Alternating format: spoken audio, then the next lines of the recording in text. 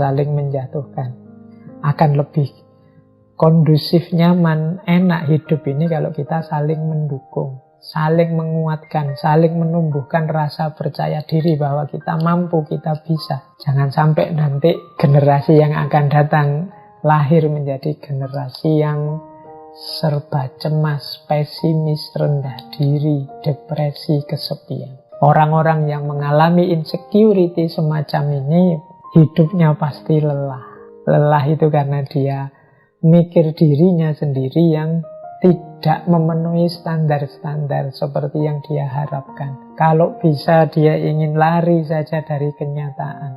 Dia tertekan karena tidak cocok antara ideal yang ada di pikirannya dengan kenyataan yang ada di depan matanya. Jadi dia akhirnya ingin lari dari kenyataan. Fisiknya lelah, batinnya lelah.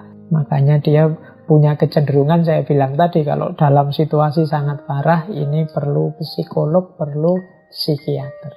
Hari ini banyak hal yang membuat kita jatuh pada insecurity. Mari kita bareng-bareng untuk menyembuhkan rasa minder, rasa tidak percaya diri ini. Nah, saya lanjutkan strategi-strategi yang mungkin kita jalankan agar kita tetap percaya diri. Yang pertama apa? Ya, jangan lupa self-love. Kita cintai anugerah Allah pada diri kita yang pasti istimewa, pasti luar biasa. Dalam diri kita tersimpan aneka macam potensi. Hanya saja kita tidak pernah menengoknya. Kita selalu sibuk melihat cacatnya diri kita. Kita selalu sibuk melihat kurangnya diri kita. Kita bahkan tidak hanya diri kita itu senangnya melihat yang kurang dan yang jelek, yang cacat, baik dalam diri kita, diri orang lain, lingkungan kita. Akhirnya kita hidupnya jadi murung, hidupnya jadi tidak ceria.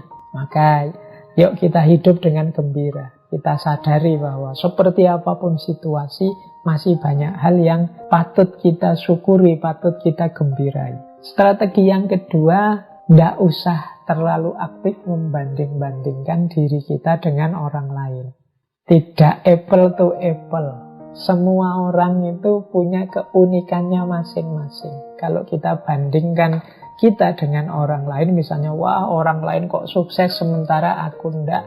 Ya mungkin suksesnya dia tidak semata-mata karena dia bakat sukses atau dia beruntung sukses. Dia sudah melakukan usaha, sementara kita hanya mengeluh saja. Kalau kita melakukan usaha sekeras dia, mungkin kita sesukses dia, bahkan lebih sukses dari dia. Tapi kita sering membandingkan diri kita dengan orang lain di level bahwa betapa bagusnya orang lain dan betapa jeleknya aku. Wah, kok ada orang cantik ganteng-ganteng seperti itu ya, kok aku kalau ngaca kok minder sendiri aku lihat. Ya karena kita bandingkan dengan mereka yang standar kecantikan, standar kegantengannya beda. Coba kita pakai standar yang berbeda, mungkin keputusan kesimpulan kita beda. Tentang kekayaan juga begitu, tentang jabatan pangkat juga begitu. Kita sukanya membandingkan dengan orang lain. Maka untuk biar kita tidak jatuh pada insecurity, yuk mari latihan untuk tidak membanding-bandingkan diri kita dengan orang lain terus-menerus.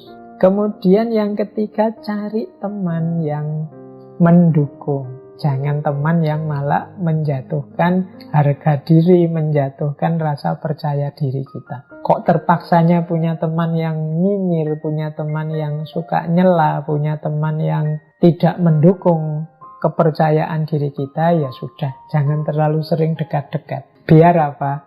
Biar kita tetap punya self-esteem, punya kebanggaan terhadap diri kita sendiri dan tidak jatuh pada insecurity. Yang keempat, carilah kelebihan dan keunikan kita. Ini membuat kita lebih nyaman, membuat kita lebih menerima diri kita. Oke lah, dalam aspek kuliah saya tidak lulus-lulus, nilai saya jelek. Tapi alhamdulillah saya sudah punya pekerjaan, lebih mapan. Mungkin teman saya yang itu lulusnya paling cepat, nilainya paling tinggi. Tapi kan setelah lulus dia mikir nyari kerjaan. Saya sekarang sudah punya kerjaan, sudah bisa mapan. Loh ini kan kita melihat sisi positifnya. Dia lulusnya cepat, tapi aku lulusnya lama. Tapi kan aku di pondok sambil hafalan Quran, lumayan. Aku lulusnya agak telat, tapi kan ada bonus, aku sambil hafal Quran. Nah, banyak kok. Coba kita cari, apa sih keistimewaan, kelebihan kita yang tidak dimiliki orang lain. Aku ini miskin, tapi kan aku ini punya daya tahan, punya kesabaran yang lumayan. Miskin begini aku masih bisa gembira loh. Daripada yang uangnya banyak, kadang sumpek malahan, kena masalah masing-masing. Kegembiraan ini harus kita syukuri. Nah, ini yang harus kita banyak temukan dari diri kita, biar tidak isinya mengeluh saja. Kalau kita sudah bisa menemukan kelebihan, keunikan, saatnya kemudian untuk kita bersyukur.